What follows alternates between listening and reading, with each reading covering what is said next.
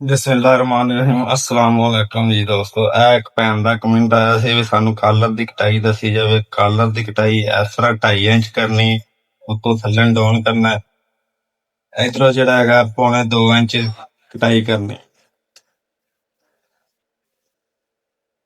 ਇਹ ਸਾਡਾ ਤੀਰੇ ਦੀ ਇਸ ਤਰ੍ਹਾਂ 2.5 ਇੰਚ ਡਾਊਨ ਕਰਨਾ, ਇਸ ਤਰ੍ਹਾਂ ਜਿਹੜਾ ਉੱਤੋਂ ਥੱਲੇ ਨੂੰ ਇਹ 2 ਇੰਚ ਡਾਊਨ ਕਰਨੀ। ਕਟਾਈ ਕਰੋਗੇ ਥੋੜੀ ਘੱਟ ਜਾਏਗੀ।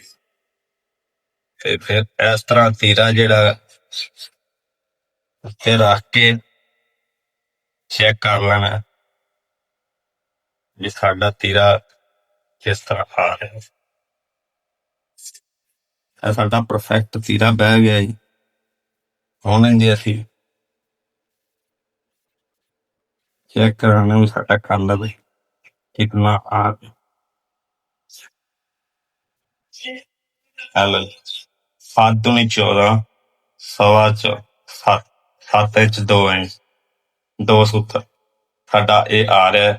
ਇਹਦੇ ਵਿੱਚੋਂ ਸ਼ਾਂਟੀ ਜਿਹੜੀ ਥੋੜੀ ਜਿਹੀ ਕਾਲਰ ਦੀ ਹੋ ਜਾਏਗੀ, ਕਾਲਰ ਪਰਫੈਕਟ ਆਏਗਾ। ਜੇ ਅਗਰ ਅਸੀਂ ਇੱਥੇ ਹੀ ਪੂਰਾ ਕਾਲਰ ਕੱਟ ਦਿਆਂਗੇ ਕਾਲਰ ਦਾ ਕੱਪੜਾ ਤੇ ਬਾਅਦ ਫਿਰ ਸਾਡਾ ਸ਼ਾਂਟੀ ਕਰਨ ਵਾਸਤੇ ਕੱਪੜਾ ਨਹੀਂ ਬਚੇਗਾ, ਤੇ ਉਹ ਜਿਹੜਾ ਕਾਲਰ ਫਿਰ ਸਹੀ ਨਹੀਂ ਲੱਗੇਗਾ, ਹੱਲਾ ਵੱਡਾ ਹੋ ਜਾਏਗਾ। ਇਸੇ ਲਈ ਇਸੇ ਤਰ੍ਹਾਂ ਜਿਹੜੇ ਤਰੀਕੇ ਨਾਲ ਮੈਂ ਕੱਟਿਆ ਇਸੇ ਤਰੀਕੇ ਨਾਲ ਜਿਹੜਾ ਕਟਿੰਗ ਕਰ ਲੈਣਾ।